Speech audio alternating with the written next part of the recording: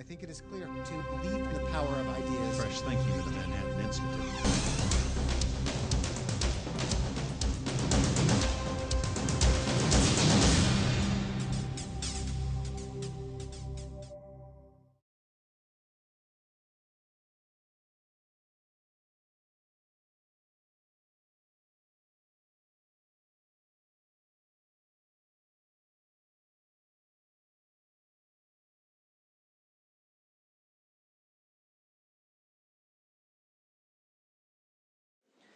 I would like to begin by acknowledging Manhattan Institute trustee Tom Smith, whose intellectual and financial capital supports tonight's event. Several years ago, Tom approached us with the idea of organizing an annual Hayek lecture that would publicly celebrate Friedrich Hayek. 4 years ago, he decided to also incorporate a Hayek Book Prize, a sort of free market Pulitzer that would recognize the long-running influence of The Road to Serfdom and encourage other free market scholars to follow in Hayek's footsteps. Given the assault that free market capitalism is under these days, a couple of years after that, Tom decided to add some additional encouragement and increase the Hayek Prize cash award to the very substantial sum of $50,000. To the best of my knowledge, the Manhattan Institute's Hayek Prize is now the largest book award of its kind, and I am pleased to announce that we are now gathering nominations for our 2012 Hayek Prize, which will be awarded next June. Our nomination process has been digitized, and you can go to the Manhattan Institute's website and fill out a very short and simple nomination form. We will close the nomination process at the end of the year, so if you think of any titles between now and then, please pass them along. The prize itself is awarded to the book published within the past 2 years that best reflects Hayek's vision of economic and individual liberty. We gather nominations, and the winners are chosen by a selection committee of distinguished scholars and economists. This year, our selection committee included Don Boudreaux of George Mason University, Bruce Caldwell of Duke University, Kim Dennis of the Searle Freedom Trust, Bill Easterly of NYU, Roger Kimball of the New Criterion, Steve Moore from the Wall Street Journal, Jim Pearson, who is a Manhattan Institute Senior Fellow and President of the William Simon Foundation, Amity Schlaze from the Council on Foreign Relations, and John Tomasi of Brown University. It's a distinguished group of writers and scholars, and I know that they take their job very seriously. This year we received dozens of worthy nominations, but one book stood out among all the rest, The Rational Optimist by Matt Ridley. It's a monumental work that, from a scientific and historic point of view, reaffirms Hayek's critique of the fatal conceit of central planning and his belief in the genius of the spontaneous order that market economies create. Here tonight to introduce Matt is the Manhattan Institute's good friend, John Tierney. John writes the science column Findings for the New York Times and also writes the Tierney Lab blog. He was formerly a columnist at the Times op-ed page, and before that he wrote a column called The Big City for the same newspaper. He also writes frequently for the Sunday magazine. His 1996 New York Times Magazine article, Recycling is Garbage, still holds the record for the most hate mail generated by a single article in the New York Times history.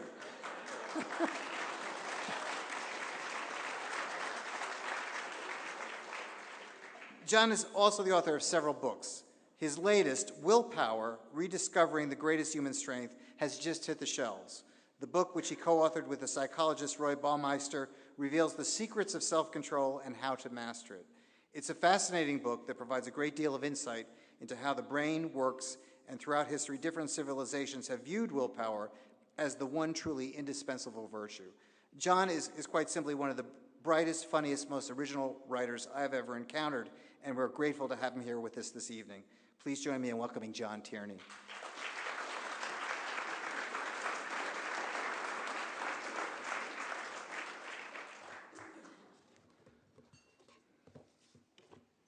Thank you very much, Larry, for those kind words. And thanks to the Manhattan Institute for this opportunity to celebrate an intellectual hero of mine. For 2 decades, Matt Ridley has been charming and enlightening legions of fans with an amazingly wide range of insights. If you want to know the connection between Ice Age hunters in Europe and 13th century bankers in Arabia, or between the political theories of Thomas Hobbes and the feeding habits of vampire bats, There is no one like Matt to tell you that.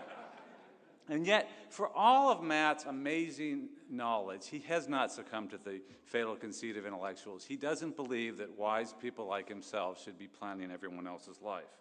Instead, Matt has acted according to one of Hayek's famous pronouncements. The curious task of economics is to demonstrate to men how little they really know about what they imagine they can design. Well, if that's the task of economics, then economists today could convene in Washington beneath a banner with large letters, "Mission Not Accomplished."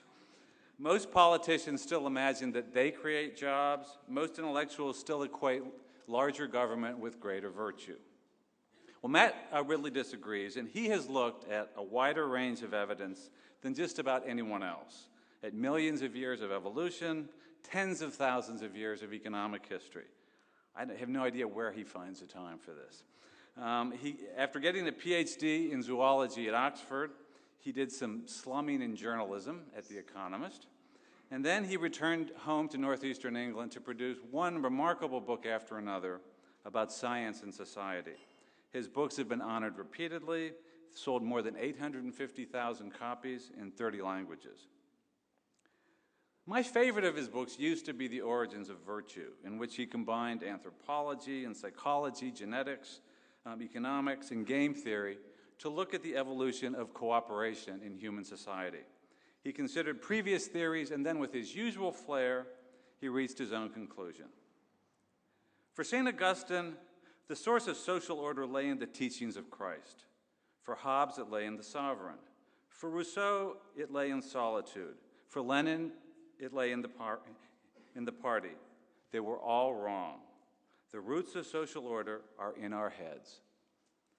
These human instincts, as Matt showed beautifully in the book, make us more cooperative than authoritarians like Hobbes believed, but not nearly as altruistic as leftists would like to imagine.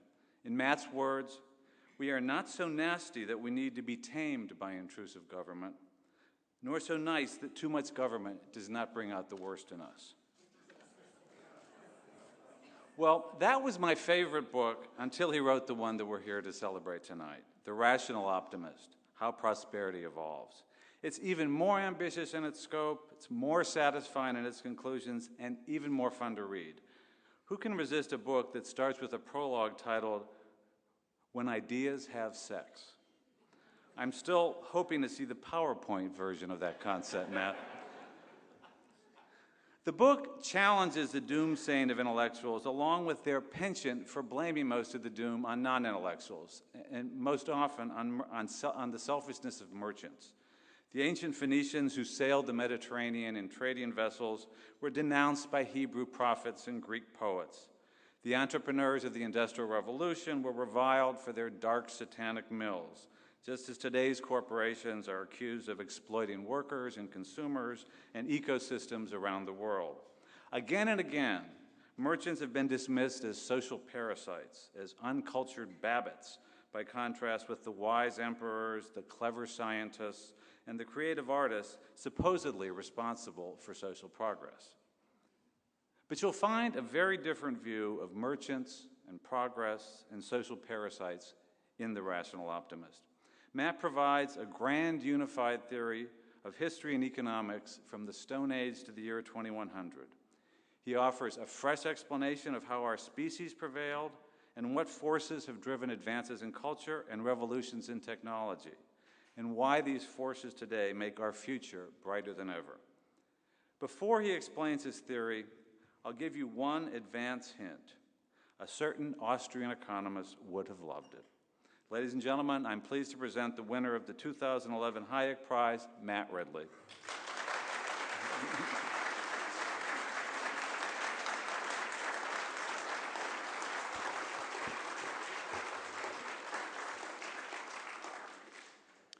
Thank you, John, very much for that overkind introduction. I am genuinely humbled by the honor of winning the Hayek Prize and giving the Hayek Lecture. So to the Manhattan Institute and to Tom Smith in particular, the distinguished donor, let me express my sincere and profound gratitude. One of the reasons I feel humbled by this honor is that As somebody who came to Friedrich von Hayek comparatively late in life, I'm still catching up with him. And I can tell you, by the way, that it's possible to go through an entire education to PhD level in the very best schools in the British system without any of your teachers breathing the words Adam Smith, let alone Friedrich Hayek. Indeed, many of the insights that I thought I had discovered in my own readings and writings on the frontier of evolutionary biology and economics, it turns out Hayek had long before me. But sometimes you have to reach an idea yourself before it really sinks in what someone else is saying.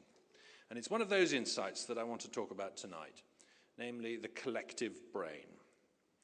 The idea is really fairly simple, not to say blindingly obvious, that all human achievements come from the networking of our minds, rather than from individual knowledge, talent, or skill. Yes, I said all. Even the most individual of achievements, the works of Shakespeare, the speed of Usain Bolt, are actually attained by teams of different minds. In Bolt's case, they're the coaches and physiotherapists and nutritionists. In Shakespeare's case, they're other writers, from Ovid to Spencer, and of course his fellow players. And it's even more obviously true of technological achievements. As Leonard Read famously observed in his Hayekian essay, I, Pencil, nobody on the planet knows how to make a pencil. The knowledge is dispersed among many thousands of graphite miners, lumberjacks, assembly workers, ferrule designers, salesmen, and so on. And this is Hayek's point, too, in his essay of 1945, The Uses of Knowledge in Society. Namely, that central planning cannot work because it is trying to substitute an individual all-knowing intelligence for a distributed and fragmented system of localized but connected knowledge, much of which is tacit. In Hayek's words, how valuable an asset in all walks of life is knowledge of people, of local conditions, and of special circumstances. The method by which such knowledge can be made as widely available as possible is precisely the problem to which we have to find an answer. His answer, of course, was the price mechanism. Now, call me naive, but the fact that nobody knows how to make a pencil came as an astounding insight when I first read it. And I find that it shocks many of my readers and audiences to this day. And it's true of everything I use in my everyday life, from my laptop to my shirt to this city. Nobody knows how to make them or run them. Only the cloud knows. A couple of artists have recently reinforced this point by trying to make from scratch consumer goods. One tried to make a suit from material sourced within 100 miles and simply failed. The other tried to make a toaster of the kind that he could buy for $5 in a store. After many months and a large amount of money, mostly I think public funds, he had a big, unreliable, messy machine that just about scorched bread. Self-sufficiency is another word for poverty.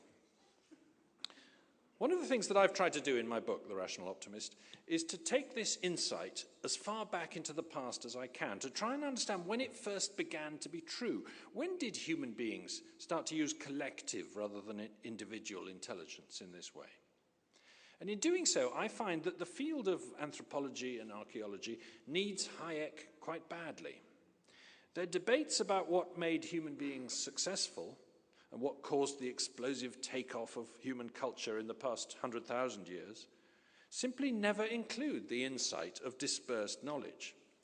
They're still looking for a miracle gene or a change in brain organization that explains, like a deus ex machina, the human revolution. They're still looking inside human heads rather than between them. Let me give you a couple of quotes to show you what I mean.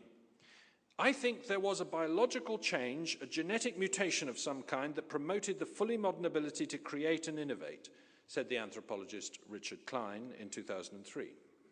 And the sudden expansion of the brain 200,000 years ago was a dramatic, spontaneous mutation. A change in a single gene would have been enough, said the neuroscientist Colin Blakemore in 2010.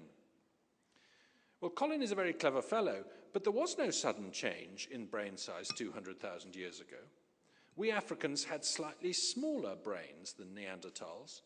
Yet once outside Africa, we rapidly displaced them, sexually acquiring 2.5% of our genes from them along the way, interestingly.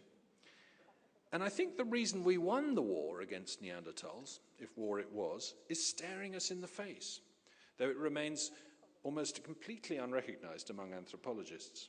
We exchanged. At one site in the Caucasus, there are Neanderthal and modern remains within a few miles of each other, both from around 30,000 years ago. The Neanderthal tools are made from local materials. They had very low tool miles, those Neanderthals. The moderns tools, are made from chert and jasper, some of which originated hundreds of miles away. Now that means trade. You only have to observe the way stone axes moved long distances in Australia in recent times by trade, not migration, to know that long-distance movement of objects is a telltale sign of trade. We Africans have been doing it for at least 120,000 years. That's the date of beads made from marine shells found 100 miles inland in Algeria. So trade is 10 times as old as agriculture, but it was a peculiarity of one subspecies of Africans who then conquered the world. Think about this for a second. Why would trade give us the edge over Neanderthals in their own continent and their own climate? It's because good ideas can spread through trade. New weapons, new foods, new craft, new ornaments, new tools. Suddenly, you're no longer relying on the inventiveness of your own tribe or the capacity of your own territory. You're drawing upon ideas that occurred to anybody, anywhere, anytime within your trading network. That's what trade does. It creates a collective problem-solving brain as big as the trade network itself. No other animal does this. There is exchange and specialization within families, even huge families like ant colonies, which makes an ant colony a pretty intelligent collective intelligence. But that's among kin. Exchange between strangers is a unique feature of us modern hominids. As Adam Smith said, no man ever saw a dog make fair and deliberate exchange of a bone with another dog. Now, let me be clear here what I mean by exchange, because I have trouble getting this across to biologists and even to economists. I do not mean reciprocity. You scratch my back, I'll scratch yours. Reciprocity means swapping the same favor at different times.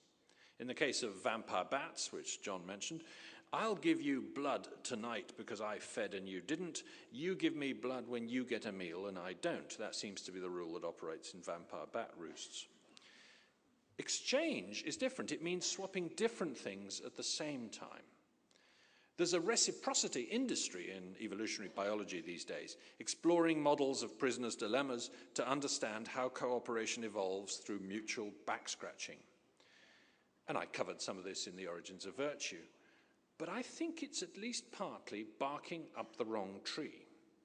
Because you see, reciprocity does not lead to specialization and does not therefore feed upon itself. Exchange, by contrast, is a fast breeder reactor, a chain reaction.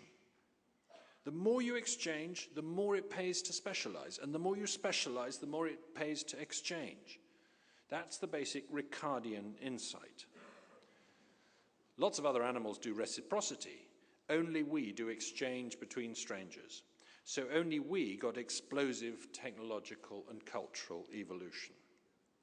As Hayek put it, that the division of labor has reached the extent that makes modern civilization possible, we owe to the fact that it did not have to be consciously created, but that man tumbled on a method by which the division of labor could be extended far beyond the limits within which it could have been planned.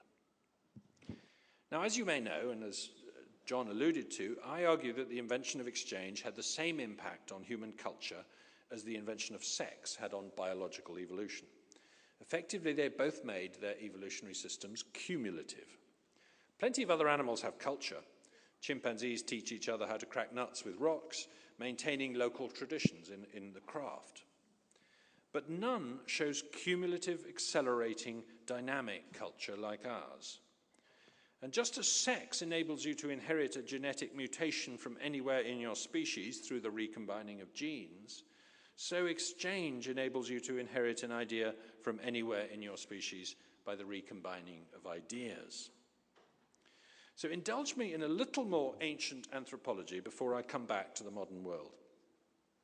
Michelle Klein and Rob Boyd discovered that the sophistication of fishing tackle in the Pacific before Western contact depended partly on the amount of trading between islands. The more the trade links an island had, the more complex its fishing technology. Human technological advancement depended not on individual intelligence, but on collective idea sharing. The cloud, the crowd-sourced wikinomic cloud, is not, therefore, a new idea at all. It has been the source of human invention all along. And when you cut people off from exchange networks, their innovation rate collapses. Tasmanians, isolated by rising sea levels about 10,000 years ago, not only failed to share in the advances that came after that time, the boomerang, for example, was invented after that time, but actually went backwards in terms of technical virtuosity. They gave up bone tools altogether. In a small island population, ideas died faster than they were born. Tierra del Fuego's natives, on a similarly inhospitable and small land, but connected by trading canoes across the much narrower Magellan Strait, suffered no such technological regress. They had access to a collective brain the size of South America. This notion that human progress waxes and wanes according to the size and integration of the exchanging population suddenly explains, I think, an awful lot of human history. When the Mediterranean is well networked by the trading ships of Phoenicians, Greeks, Arabs, or Venetians, culture and prosperity advance rapidly. When the network collapses because of the mysterious sea peoples of the second millennium BC, or in the Dark Ages, or under the Barbary pirates and the Ottoman corsairs, culture and prosperity stagnate or go backwards. When Ming China, or Shogun Japan, or Nehru's India, or Albania, or North Korea, or any other country turns inward and cuts itself off from the world, the consequence is relative and even absolute decline. What accounts for human progress is the connectivity of this collective brain. Which, of course, is why the internet is such an exciting development. For the first time, humanity has not just some big collective brains, but one truly vast one in which almost everybody can share and in which distance is no obstacle. American consumers or American patients can be thrilled that they no longer have to rely on their own citizens to discover new consumer goods or cures for cancer. The Chinese, the Indians, the Brazilians are eager to supply them as well. Moreover, by contrast with the industrial system, the internet allows us to contribute as producers rather than just consumers. Producers of apps, blogs, tweets, restaurant reviews, and so on. The internet is to radio as a conversation is to a lecture. As Hayek would be the first to acknowledge, you can trace this idea of collective intelligence back to Adam Smith and Adam Ferguson in the Scottish Enlightenment, with insights from Ricardo, Darwin, Montesquieu, Bastiat, and many others thrown in. In any case, it would be all wrong to try to attribute too much credit for the idea of the collective brain to an individual. But I do think it's Hayek who first puts it all together, who sees that the combination of myriad pieces of local knowledge and expertise is what makes society work, who sees the world from the bottom up, not the top down. Consider this sentence from Hayek's 1945 essay.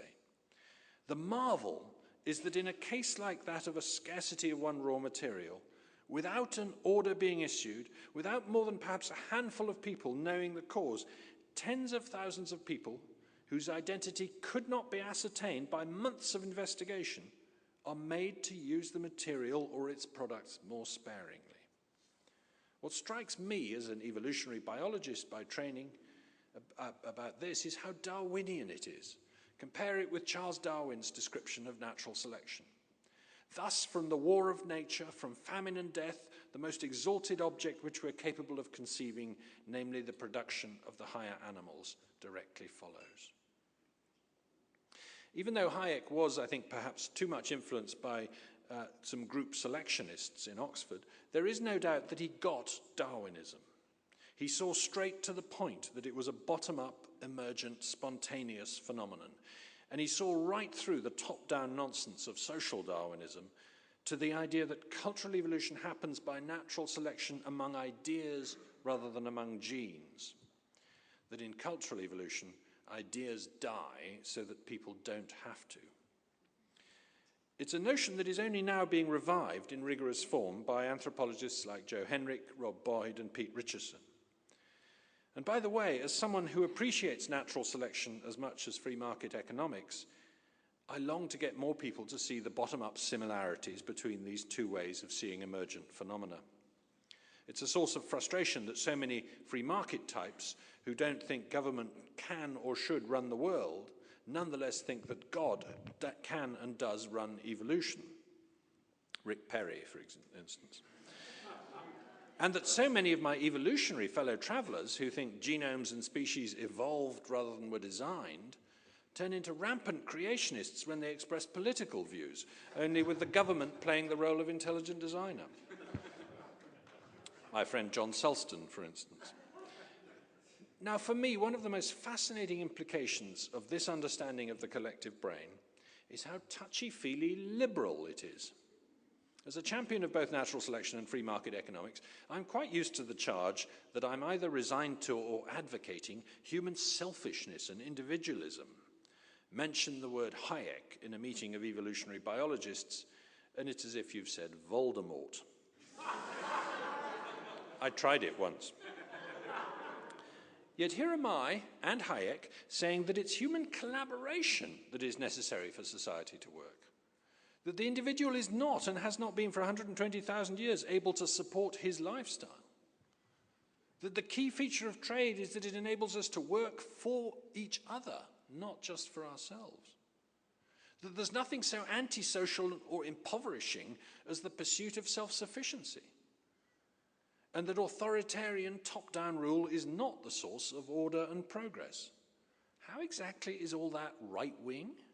How exactly is it conservative or reactionary to think human society works best through egalitarian sharing and mutual service rather than through state control, hierarchy, and planning?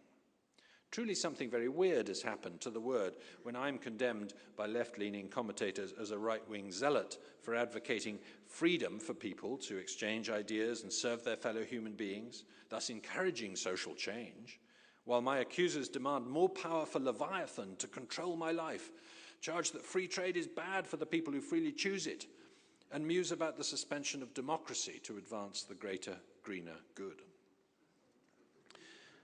Politically, therefore, as you can tell, I still see myself as a liberal, even a radical one, whose distrust of putting people in charge of other people is born of knowledge that government has been the means by which people have committed unspeakable horrors again and again and again. Under Sargon, Ramesses, Nero, Attila, Genghis, Tamerlane, Akbar, Charles V, Napoleon, Hitler, Stalin, Mao, not Marx, Pol Pot, Idi Amin, Kim Jong-il, and Muammar Gaddafi. Not one of them used the market to repress and murder their people. Their tool was government. I was at Auschwitz last month for the first time. People often talk about what a horrifying industrialization of death it represents. What struck me rather was the nationalization, the bureaucratic central planning and meticulous hierarchical organization of what was actually rather labor-intensive, unmechanized, unindustrial mass murder. It takes a government to do an Auschwitz. The Rwandan genocide with machetes was just as terrible, and nobody called it industrialized. By contrast, free markets have generally produced flowerings of prosperity, invention, cultural experimentation, and yes, peace, whenever they have been tried. In Ubaid, Mesopotamia, Phoenicia, Ashokan, India, ancient Greece, Song, China, Fatimid Arabia, Renaissance Italy, 17th century Holland, Victorian Britain, modern California, and Sir John Cooperthwaite's Hong Kong. So I'm sorry, but I just don't see why trusting people, not governments, encouraging collaboration, not instruction, embracing innovation, not order, and allowing collective intelligence rather than central planning is a reactionary philosophy. I think it's a radical one. As my good friend Michael Shermer has written, the scientific solution to the political problem of oppressive government is the tried and true method of spreading liberal democracy and market capitalism through open exchange of information, products and services across porous economic borders. Ladies and gentlemen, we're here today in a world richly furnished with technological and cultural marvels because we have connected our minds into a collective brain. It was exchange and specialization that enabled us to do so. And that's Hayek's great discovery. Thank you very much indeed.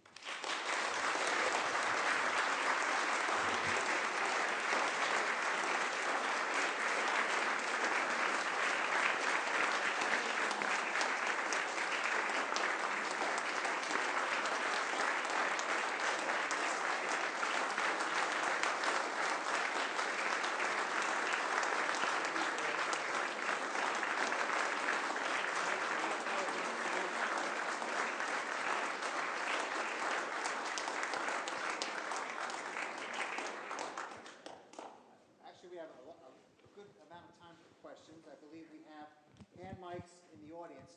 So wait for Ms. Ridley to acknowledge you and then wait for the mic to get to you so that we get the sound on your question. One there. Please wait for the mic and identify.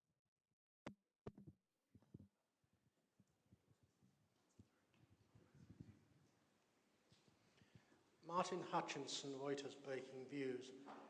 Isn't there a tension between the specialization and the interaction? So that, for example, I was thinking of my own dear son, who's currently in college. If he specializes, he becomes frightfully clever and extremely good at some one thing, but then inevitably his information input is fairly limited to the things around that one thing. Whereas shouldn't he actually be doing what I think he'd rather prefer to do, which is spend all day surfing the internet? I know exactly what you mean, and I feel that tension myself. And I'm the most appalling example of someone who tries not to specialize too much. I try and draw ideas from all sorts of different disciplines, as it were. But then, of course, I specialize because what I do is I produce. The key thing, I think, if you look at the great drift of history, it's been about getting more and more specialized as producers so that we can be more and more diversified as consumers.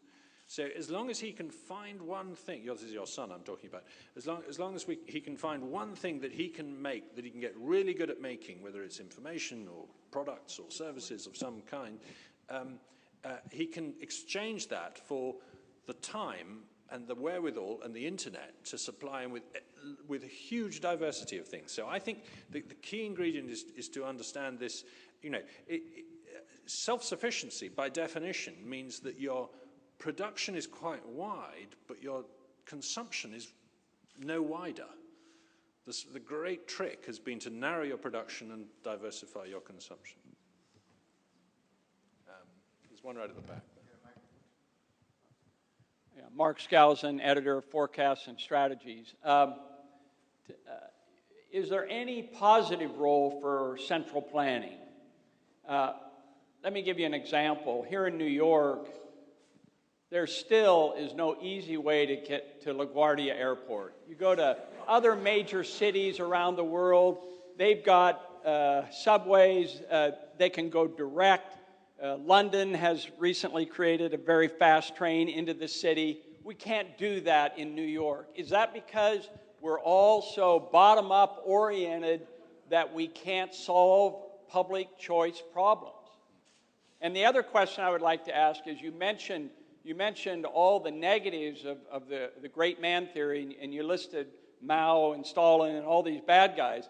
But there's a Thatcher, there's a Reagan, there's a lot of positive people out there too. So couldn't it work both ways?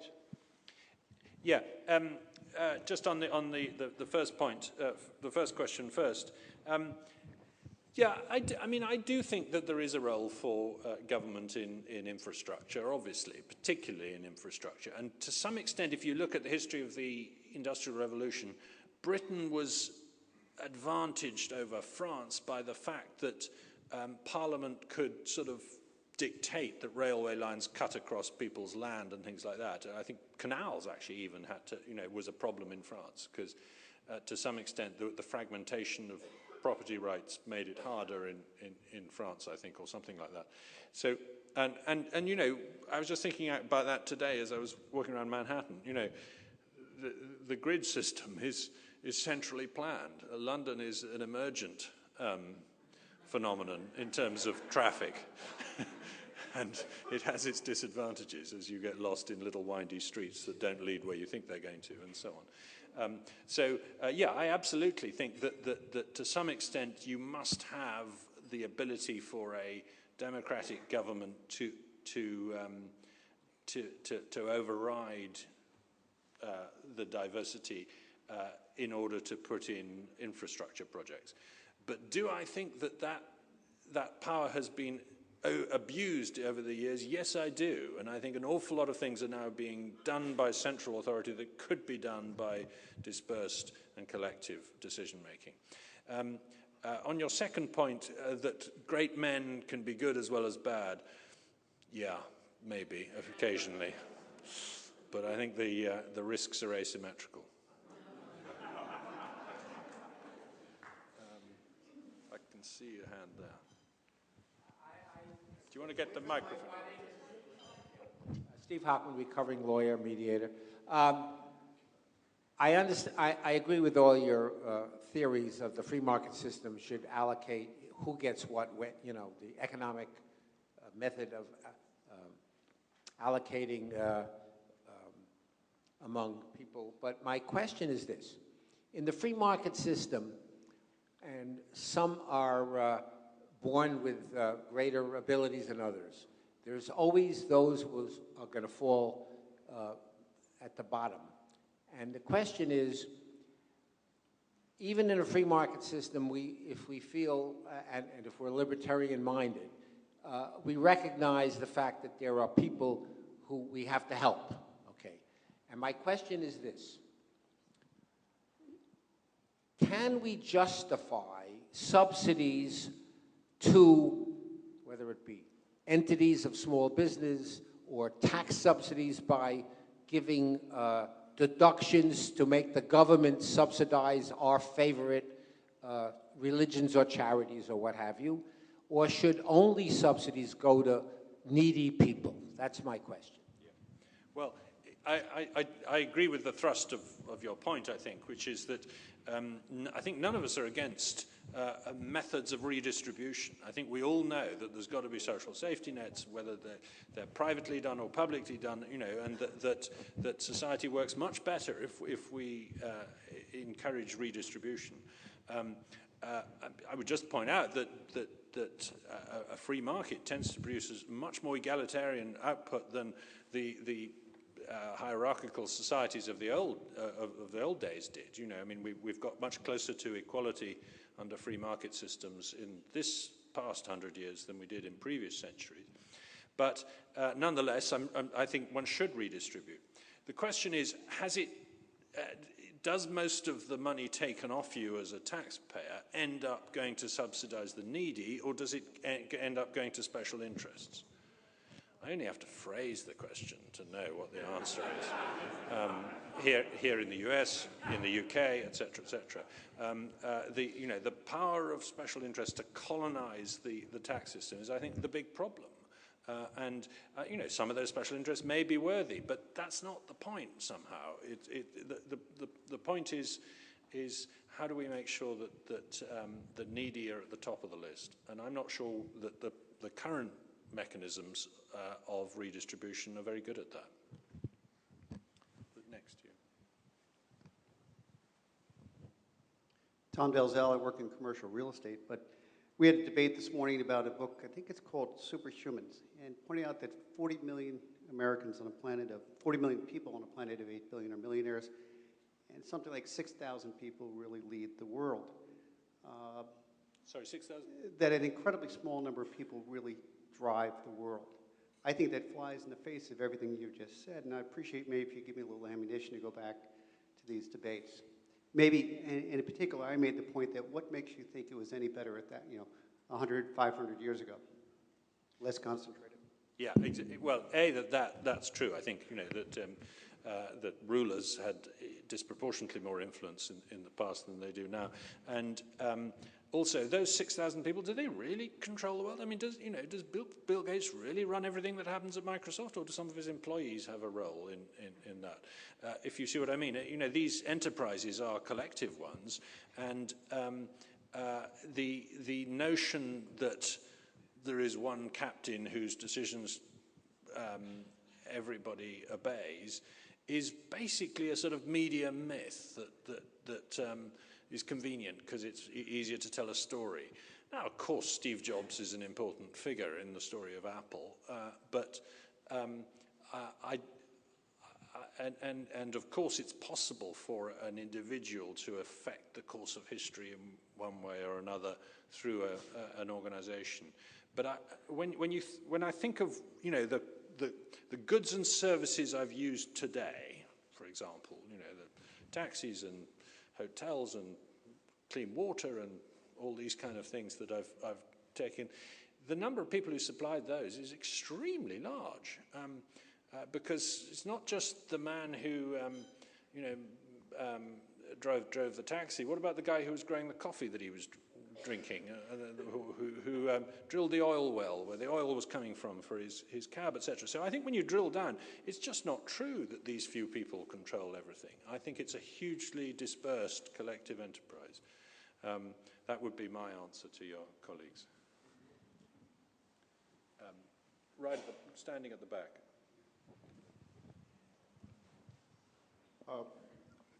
In the current politics of the United States, many people are concerned about the role of corporate power, that the asymmetry between individuals and corporations, particularly through the medium of the state, through the government, is creating distortions and discouragement, like the very high concentration of banks in the derivatives markets and what have you. I often hear Hayek scholars speak as though we have a free market and a very concentrated government, and it reminds me of when agriculture was fighting against industry at the formation of manufacturing in Britain. But it seems we have a very different constellation of distribution of power now, and I'm curious how you perceive the role of the corporation. Yeah, I mean, people have told me I've written a book in favor of capitalism. I don't see it that way, because I think that for me the word capitalism means corporatism in some ways, and an awful lot of big companies are basically on welfare of one kind or another through the tax system and the crony system, etc., etc. So, I mean, I don't mean to diss all big companies, and big companies do produce wonderful goods and services too. But I agree with the implication of what you're saying, that actually the big difference is not between free market and capitalism, free market and companies versus the government. It's between the free market and companies and the government who are in a sort of nexus. So, I mean, of course you can't include all companies or all big companies in that, but the degree to which monopoly is the real enemy, diversity is the real solution, is, I think, the key Hayekian insight. Which may be a good moment to call on Don Boudreau. Matt, that was a great speech, and I almost hesitate to take issue with something you said, but it was in a Q&A. There's a great book by the Harvard economic historian David Landis, The Wealth and Poverty of Nations. There's this chapter on dealing with the question, why did the Industrial Revolution occur in Britain before it occurred in France? And one of the things he highlights is that in Britain, they had a lot of privately supplied infrastructure, and in France, they didn't. They had state-supplied infrastructure. So he talks about Britain being planted thick with these private toll roads that were built to connect market to market. France was planted thick with highways designed for military purposes. And so the story's not quite as simple as the one you suggested. Thank you very much for that correction. My son is reading that book at the moment. I did read it, but about 10 years ago. It sounds like I need to go and ask him to tell me, to find that chapter for me. Thank you. I've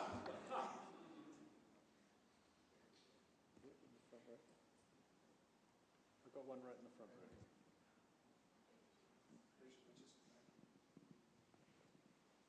What do you do in systems where it's difficult to have variation, like all sorts of things where there's catastrophic failures, whether it's banking regulation or nuclear regulation, things where the costs of somebody in the system messing up can be huge, but it's difficult to have a variety of banking regulations?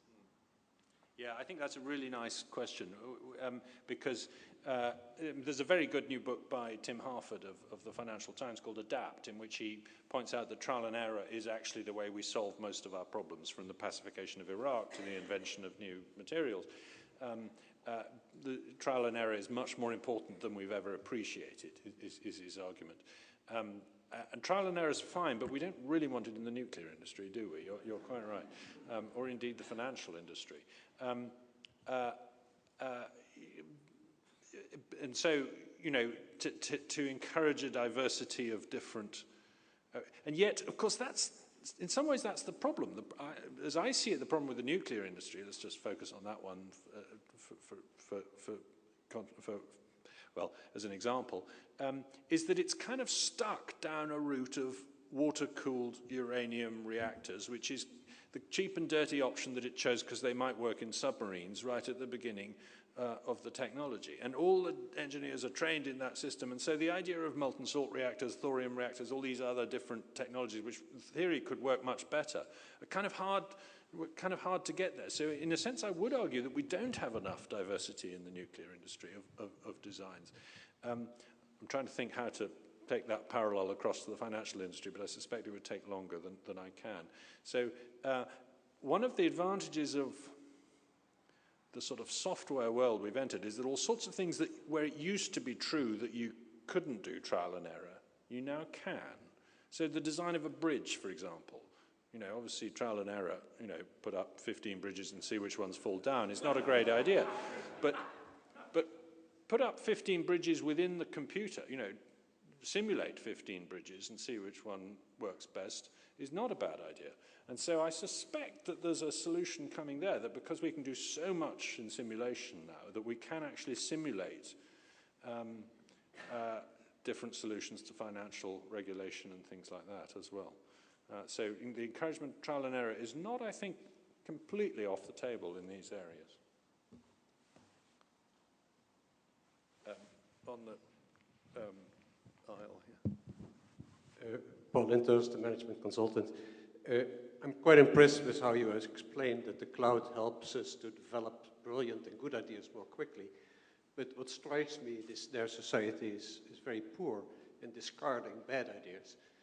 Is there any hope of any of these mechanisms to speed up our elimination of the really bad ideas? Thinking of Hayek, socialism comes to mind. Yeah, that's, I mean, you know, you do have, people say, well, you know, it's a cruel system because bad companies have to die, etc. But it's better that bad companies die than that people die. And essentially that's what used to happen, is that, you know, that the only way you could change society was by leaving some people behind. Now surely you can shift into new ideas quicker and lose bad ideas quicker. And I do think that you know, the notion that a company which loses its way and sets down a wrong strategy disappears, and the incredible rapid... You say they're not dying fast enough, but look at the rate of turnover of the companies in the S&P 500. It's far faster now than it used to be. And, you know, Apple is at the moment the biggest company in the world, I think. Is it still ahead of Exxon, yeah. I think it's just ahead of Exxon. It's not going to stay there for long. You know, Microsoft didn't stay in the top for long, etc. The turnover is so rapid now. And so I think that whereas, you know, in my country, the National Health Service has been the biggest provider of health for 55 years. and it's going to go on being. There's no possibility of it failing because it's a monopoly. And that seems to me the problem, is where you create monopolies, you have to, you've got to build in the possibility for them to fail and to be replaced by better ideas. And that is terribly hard to do that in monopolistic systems. Right next to the microphone there. Randy Fowler, Dismal Economist. Think about, when I read your book, I was thinking about Julian Simon's ultimate resource argument. And what are the nonlinearities as it scales up? Are we in a world where, as you increase these interactions that you talk about, eventually we hit diminishing returns like 19th century economists? Or do we take off and grow exponentially faster as we scale up the interactions in the collective cloud? Yeah, that's a really good question. There's something called Metcalfe's law, which says that the power of a network is proportional to the square of the number of nodes. And if you think of the human collective brain as everybody who's connected to the internet, maybe that's 4 billion now, then Metcalfe's law says that we've got a very, very large number we've got a very, very big collective brain now. But I also find it slightly easier to think that once you've got 1 million people talking to each other, there's not that much difference between 1 million people and 1 billion people talking to each other, if you see what I mean. Surely we're getting as much innovation out of 1 million people as we could possibly get. I think it's I'm more impressed by the speed, by the fact that distance is no obstacle. In other words, a good idea could get from Shanghai to San Francisco 100 years ago, but it took 6 weeks. A good idea gets from Shanghai to San Francisco in 6 milliseconds today. That must make a big difference. So it's the speed of the network as well as the complexity of it. Basically, I think that the graph is going to do that rather than that. I simply don't see any evidence for diminishing returns. We've been expecting them now for 250 years. It's like waiting for Godot. They never come. And as Paul Romer has argued, if you just think about the periodic table, there are 300 elements or whatever it is, and maybe it's not that many, but however many there are, and you think, let's combine them in different combinations. How many have we done and how many could we still try? And the number is gigantic that we haven't yet tried. So the combinatorial possibilities that are out there for different materials, different designs, different shapes, different connections between things are so astronomically large that the chances of running out of innovation seem to me very low. We've got time for one more question.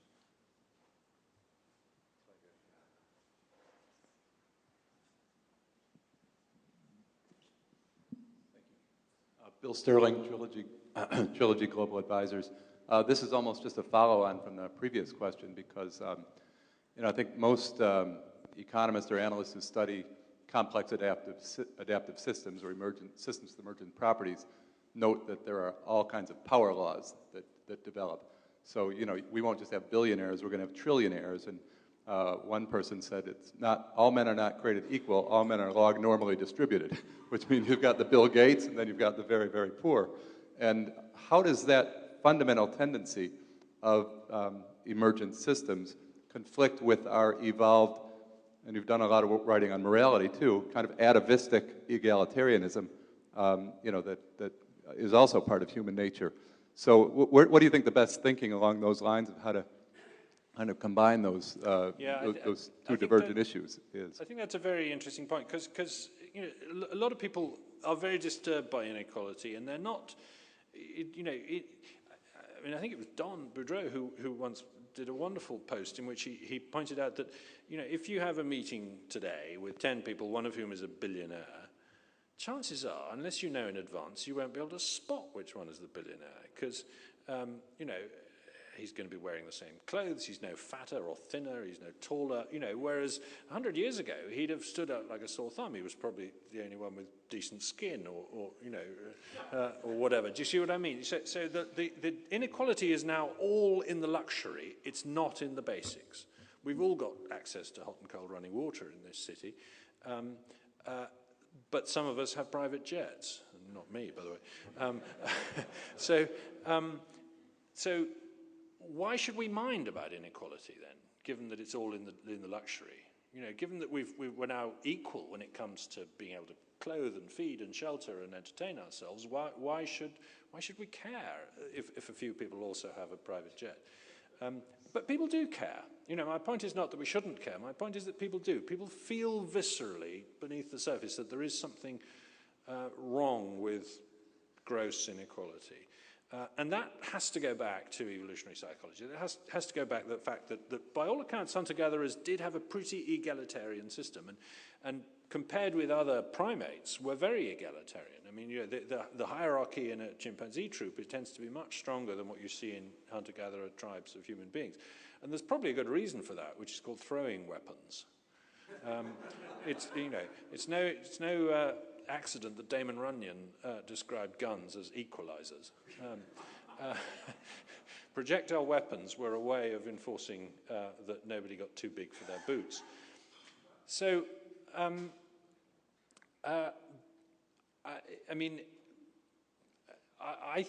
yet, when it comes down to it, if the price of getting Nigerians out of poverty, I just choose Nigeria because I read the other day that it's had 9% economic growth in the last year, is that there are going to be some billionaires in Nigeria. So what? Does that really, I think that's a price worth paying, as it were. But maybe I'm wrong, I don't know. Thank you.